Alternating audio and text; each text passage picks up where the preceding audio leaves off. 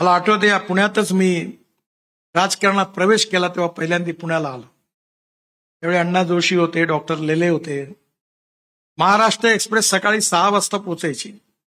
मी आणि लक्ष्मणराव मानकर त्यावेळी आमचे मेंबर ऑफ पार्लमेंट, त्यांनी मी पार्टीत भाजपमध्ये आलो आणि प्रकाशजी वगैरे होते. त्यावेळी स्टेशनवर उतरलो.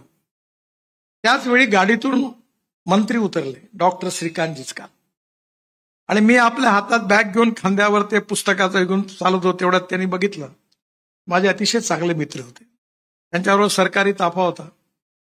त्यांनी लगेच सांगितलं त्याला, त्यांच्या लोकांना, अरे यांचं सामान पकड, म्हणजे मित्र आहेत. म्हणलं नाही राहू दे, मी घेतो. ते मला हळूच म्हणाले, नितीन तू खूप चांगला कार्यकर्ता आहे, चांगला नेता आहे, तुझ्यात खूप क्वालिटीज आहेत, पण good person in A bad party आहे. तू काही कर, काँग्रेसमध्ये ये, तुझं भविष्य उज्ज्वल होईल. मी म्हटलं श्रीकांत, मी विहिरीत जीव देईन, पण मी काँग्रेसमध्ये नाही येणार. आता त्याही बोललो. म्हणे का?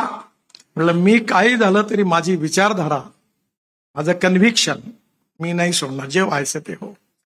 आणि त्यांनी नागपूरला गेल्यावर मला एक पुस्तक पाठवलं आणि ते इंग्लिशमध्ये पुस्तक होतं, रिचर्ड निक्सनची आत्मचरित्र होतं. आणि ते मला नितीन तू हे पुस्तक वाच.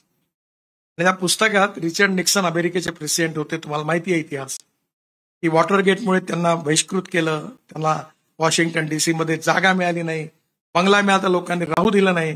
त्या काळात त्यांनी पुस्तक लिहिलं आणि त्या पुस्तकामधलं एक सुंदर वाक्य होतं. आणि ते वाक्य होतं की the man is not finish Wien is defeated, but he is finish when he quits. युद्धात हारल्यानंतर कोणी समाप्त होत नाही, पण युद्धभूमी सोडून तो जेव्हा पळून जातो तेव्हा तो समाप्त होतो. लढलं पाहिजे, आणि लढणं हा महाराष्ट्राचा स्वभाव आहे. लढणं हा देशभक्त आणि क्रांतिकारकांचा संस्कार आहे.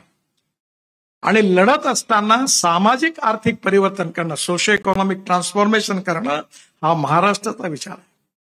संत तुकारामांपासून, ज्ञानेश्वरांपासून ही जी संतांची पार्श्वभूमी आहे, यांनी दिलेला विचार, सावरकरांपासून लोकमान्य टिळकांपर्यंत अनेक देशभक्त क्रांतिकारकांनी या देशाच्या वासुदेव बळवंत फडकेपासून केलेलं बलिदान, हा आपला इतिहास आहे. महात्मा ज्योतिबा फुले, बाबासाहेब आंबेडकर, राजर्षी शाहू महाराज यांनी समता, केवळ सामाजिक समता नाही तर आर्थिक समता देखील प्रस्थापित केली पाहिजे, हा दिलेला विचार देशाला महाराष्ट्राने दिलेला आहे. आणि म्हणून या महाराष्ट्राची खऱ्या अर्थाने जी प्रतिभा आहे, ती या थोर नेत्यांमुळे आज देशामध्ये प्रसिद्ध